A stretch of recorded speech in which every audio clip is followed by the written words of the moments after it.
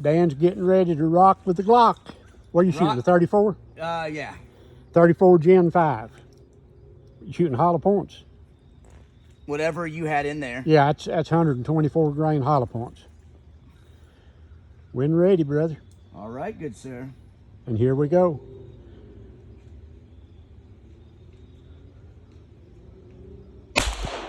I guarantee you that was a one-holer. I mean, it sounded good.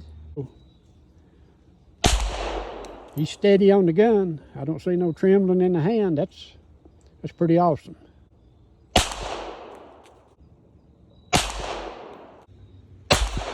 All right. That thing's ejecting brass where it needs to go. All right, let's go ahead and... Gun is safe. Yep. Yeah, I like the way it ejects the brass. It drops it right there at 3 o'clock where it should. Don't fling it off down over the bank. Oh. That felt good. And I'm going to tell you something about that Gen 5. It's more user-friendly than the Gen 3, which I like the Gen 3 the best myself, personally. But I can see where it is more user-friendly. It's got more user-friendly features on it. And so boom, boom, boom. So well, I'm definitely You're in the kill zone. But it's online. It's just not. All right, so you're streamlined. Your windage is fine. Yeah, you're not shooting left, right. Well, all right. Well, that's good. Now that I know what I'm doing wrong, I'm gonna. You want to mark those? Yeah, we mark those. But that's cool. So we got boom, boom, boom. That's good. Now I have a frame of reference. But so. I handled it. I didn't pay no attention. I didn't know it was a Gen 5. I really didn't. I know there's something different about it, and I've had 3 of the Gen 3s, but that Gen 5 it balanced better and felt better in the hand to me. And I asked you to bring it back, and that's when I realized it was a damn Gen 5. What's interesting about it is that even though I guess it's, as you said, it's technically heavier, the way the weight's distributed makes it seem like it's lighter. Because both the you come back to yours or the other? I'm talking about both Bobby's generation Gen 3 9mm, my generation 3 40, all felt similar in weight and where the weight's distributed. Whereas my Gen 5 Glock 43 over there felt 43, right? It's 34. 34. Yeah, it felt like it felt lighter than those two, but I guess the way the way the weight's distributed, it feels like it's balanced here in the front and in the back and here like evenly. Whereas the other two Gen 3s feel like they're balanced very heavy in the core. Well, see between the weights between them, the Glock 23 40 caliber, I'd have to look up the specs on it, but they probably all weigh pretty close because the Glock 23 40 caliber, you got a thicker, heavier barrel, blah blah, and the ammunition, the bullets are heavier. So weight-wise, that your Glock 23 might be heavier all the way around in the 34, but I don't know. I'd have to check on it. Yep. Dan's getting ready to fire Glock 23. This is going to have a little more stank on it. It's going to have some oomph. Yeah, it's going to have a little more. Okay. Yeehaw. Send her when you're ready, brother. Oh, that's way high. It wasn't really that high. You was a little left. I didn't see that one. Even though, I mean, I'm probably less accurate with it, but I feel more comfortable with this than I do that. Really? I like the weight. I like how the weight's better distributed on that, but I just like the more compact. Yeah. Well, if that's more comfortable, that's what I'd use. And that may just because it's what I've used before. But the way that the weight carried on both Gen 3s I used today felt like the weight makes me feel confident when I miss. Like even when I miss, I feel like I have an idea of where the shot got lost. On that Glock 34, like that Gen 5, I I was literally like, I swear I hit that thing, and I didn't hear the ding when I hit the target. You know, I thought I hit the target, and that messed with me because I was like, I felt like it should have been there. When I was missing, I had no freaking clue where I was, you know. Whereas this, I was like, okay, I know it's kicking up, it's kicking up, it's kicking up. And so I was actually purposely aiming down a little bit, and that was helping, you know, to compensate for how much it's going to pull. At first, when you shot, whenever you squared up, it looked like it was either just off left. Just off to the left, just a little. Yeah. Okay, I wonder if you was in. It looked like it very well was in line. They might be holding paper. Might be holding the paper. You want to film it? Yeah, I'm gonna go check it real quick.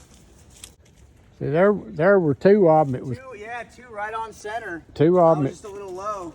Two of them that were really Right there and there. Yeah, your last one and about three before that one were there was two out of the 8 or whatever. Damn, yeah. so I was hitting the center line. Yeah. Okay, that's good at least. Yeah. 'Cause I felt more accurate with the 40 than I did the 9. Yeah. And it's got more kick, but yeah. I still feel like the weight's distributed on it. You weren't wavering. You were steady. I mean, you didn't have no wibble. You were steady. But I can go back up yonder and point you out where the first one's hit. The weight difference is minimal. There's only about 1.5 ounces difference between the empty weight and with the maggot. Oh yeah, wait. With the weight feels insignificant. It's just where the weight's distributed feels like it throws off the. What got me was I thought this Gen 5 Glock 34 is heavier than the Gen 3 Glock 34. It's minimal. If they're both empty without a magazine in them, there's about 1.5 ounces difference in weight between the two guns. But it's got an extra inch on the barrel though. No, the Gen 3 and the Gen 5 Glock 34 are the same. Oh, okay. They both had the extended barrel. They got the same length barrel. The Gen 3's got the cut out in the top of the slide. That's probably it right there. They're still almost. You take the magazine out of the Gen 3 and the magazine out of the Gen 5. There's about 1.5 ounces difference in weight, which yours Gen 5 is that much heavier. You put the empty magazine in each one of them. They're still 1.5 ounces heavier. The Gen 5 is. Then you put 17 rounds of the same ammo in each one and load it in them, and you weigh them, and there's still another 1.5 to 2 ounces difference in the weight, with the Gen 5 being the heaviest all the way around. But to me, I had never held one in my hand, and when I first picked it up, I thought it was lighter. I thought it was lighter than my old Gen 3, and I thought it balanced better. That's the reason I wanted you to bring it back up and let me shoot it. It had me whacked out. Well, that's like the deceptive thing about it. They found a way to properly distribute the weight better. And I told, but you like the other one. I do because it's what I'm used to. That was close. That number 2 was close. That's probably on paper. It was close under at 6 o'clock also. You're in line.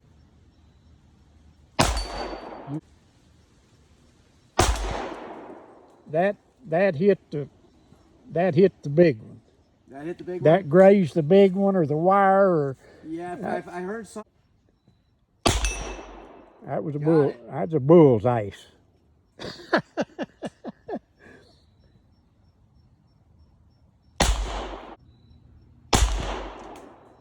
That one was close. Got it. That was high. It was close though. 1, 2, 3. I mean, I was close. I mean, like I feel like if that's a human. I think if it's a human, he's probably dead. Those they are. That's in the kill. You got a basically a 12-inch kill zone. Well, that's good. So I mean, like I went from hitting none to hitting 3 of them, 4 of them. You know that red dot that you had on that rifle? Yeah. That outside circle is made if a person's at 30 yards, that outside circle, outside that dot, will cover this area on a human being at 30 yards. So if you're in the close quarters, you just come up and if you put that round dot on your body. So I was shitting it all over his gut, I guess. I'm going to shoot a few out of that. Yeah, I do. Out of that. Well, I went from hitting nothing to hitting like 4 of them, so. Out of which one? Out of the 23. It's a stock Gen 5. Yeah. And I like the feel of it myself better. And I've been shooting the Gen 3 34 hell for years. Yeah, I just like, I think it's because you're also way better than me, and so like being like I just feel like I can tell what I'm missing, where I'm missing at, with some semblance of confidence with the Gen 3s, just because of where their weight feels very distributed in the core, and that one actually feels lighter because it's more balanced in how it's. I'm sure when I get used to that, I'll probably love that more. What are you aiming at? I'm aiming at the stone. The What you're shooting at. The stone?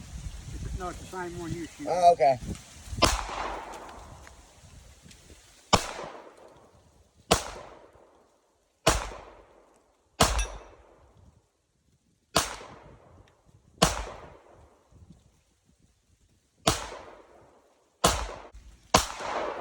Yeah.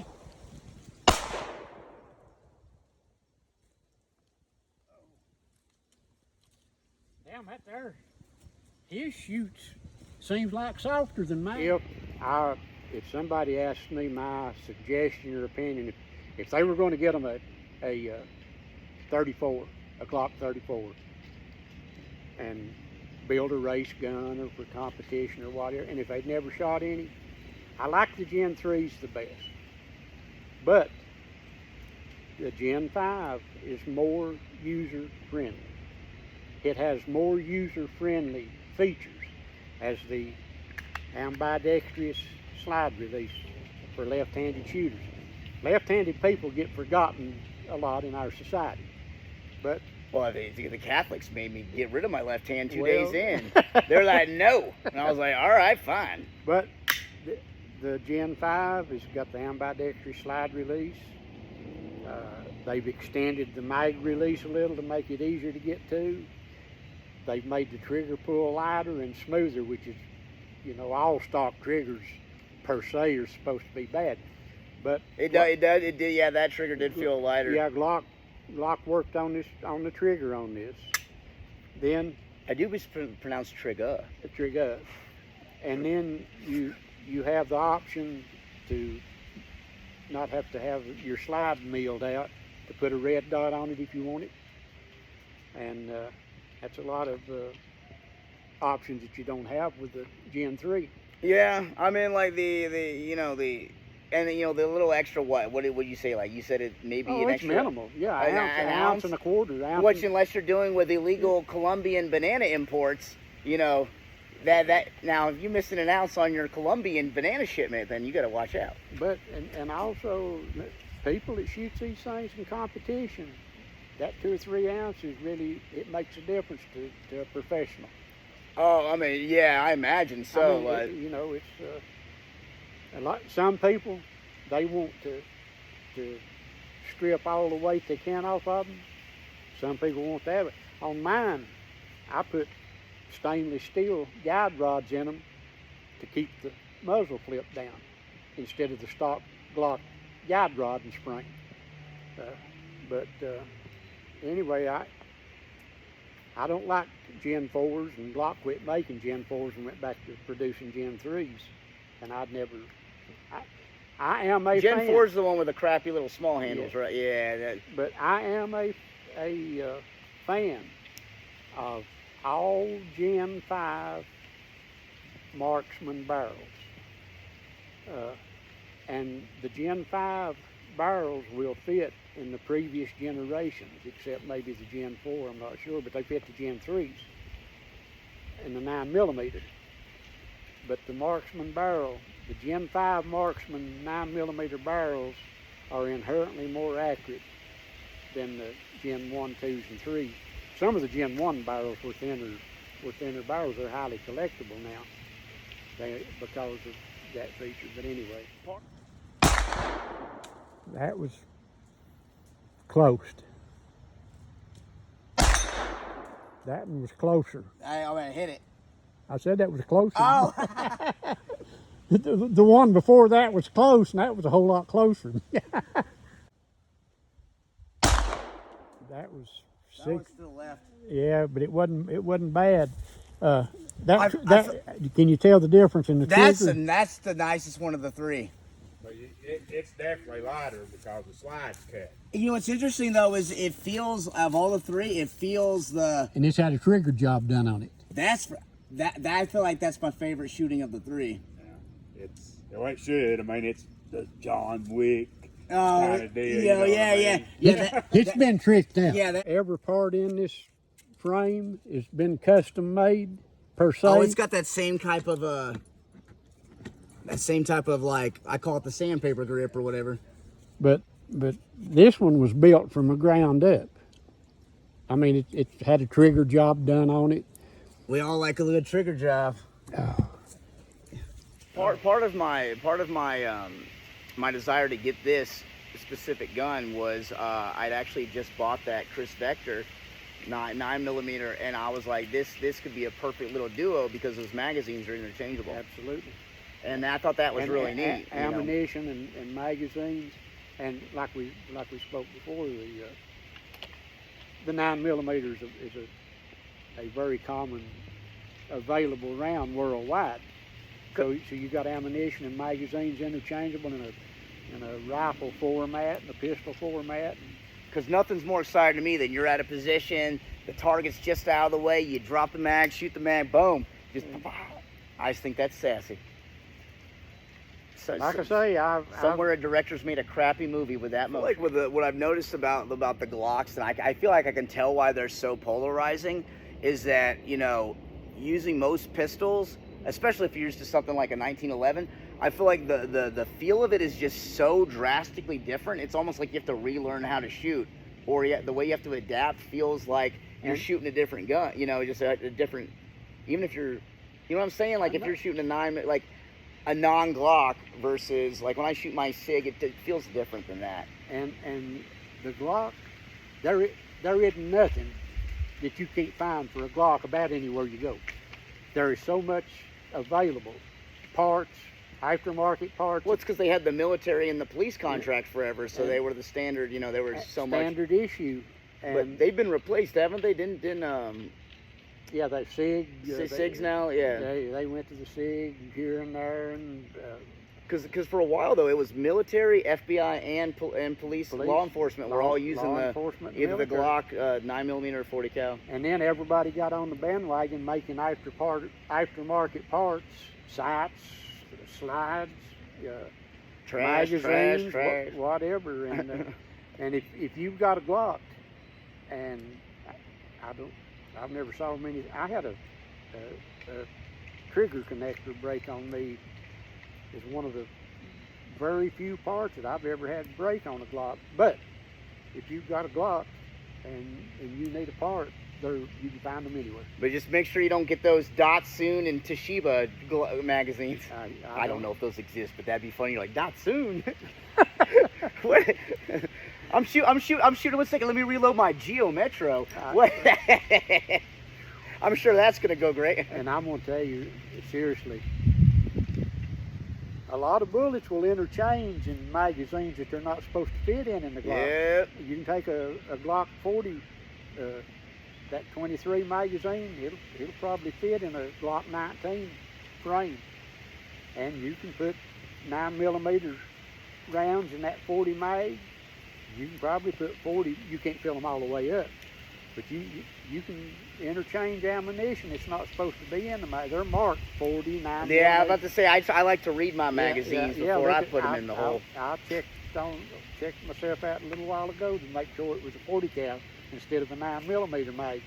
But I'm sure that I'm going to do a check just for my.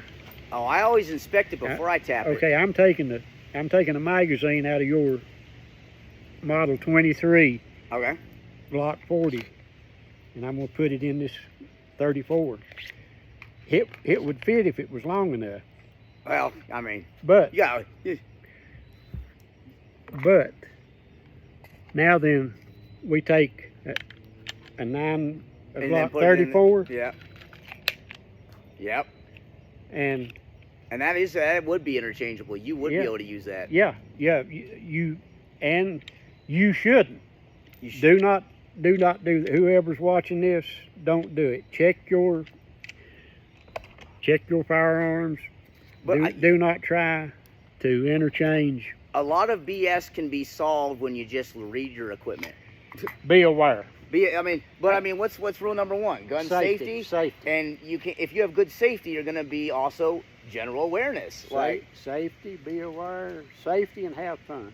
Safety and have fun. Like over there, you noticed it a couple times. I didn't necessarily notice anything wrong, but my gut told me just to drop the mag and empty it out, just because I know it wasn't loading as smoothly. Yeah, it wasn't going in badly. And so even the round went in properly. The fact that there was kind of I could feel it wasn't a smooth transition. Just to be safe, I dropped the mag and redid it again. I probably would have been fine, but my thing is, I'm like, I'd rather be safe than sorry. I think what it was on that was that spring was getting weak in that extended mag where it had been loaded for a while. But just like when I feel even something just slightly off, even if it's nothing, I'll just stop. Just stop. Check it. It takes me 20 seconds to go ahead and redo it. You know, if I'm practicing, don't be stupid. You know. No. KISS. Keep it simple, stupid. Hey, brother. I learned that from shout out to oh dang. Keep it simple. If it ain't broke, don't fix it. But if you think something's not safe, definitely check it out. I just like, I know what a smooth load feels like, and if there's even just a slight little, it still went in, but I was like, nope, you didn't go as smoothly as I wanted. I'm dropping you. I'm starting over. I was gonna say, kind of last thoughts. Wanted to cover the just what we were just saying about how my mags, some of those had been loaded for over a year. That it's general. I didn't know that. It's probably a good idea. It seems like it'd be common sense, but to make sure that if you're bringing out, especially on the extended magazines, that you shouldn't load them like year in advance and then leave them there. And the regular magazines, you don't have that. You should rotate your ammunition. If you keep home defense in a magazine, you should. A lot of people shoot it out every 6 months, and I might do it less than that, and I might go longer than that. But on an OEM magazine, you won't have a lot of. I've never had a lot of problems. The only problem I've had with them is the extended magazines give more problems. If you load them to the maximum, like a 31 round magazine, you put 31 rounds in it. All that weight of all that ammo weakens that spring is what I've heard and what I think. So you take a 31 round extended magazine, put 25 rounds in it, because you think 30 rounds of 40 caliber, all that weight, that's a lot of weight depressing that spring and it weaken the spring. Hey, thick ammo needs love too. Hey, shoot me. No. All right, brother. All right. Bullseyes and bullshit. Be safe and have fun. Until the next time. Till the next time. We appreciate you stopping by, and like and subscribe if you enjoy the content. Thank you.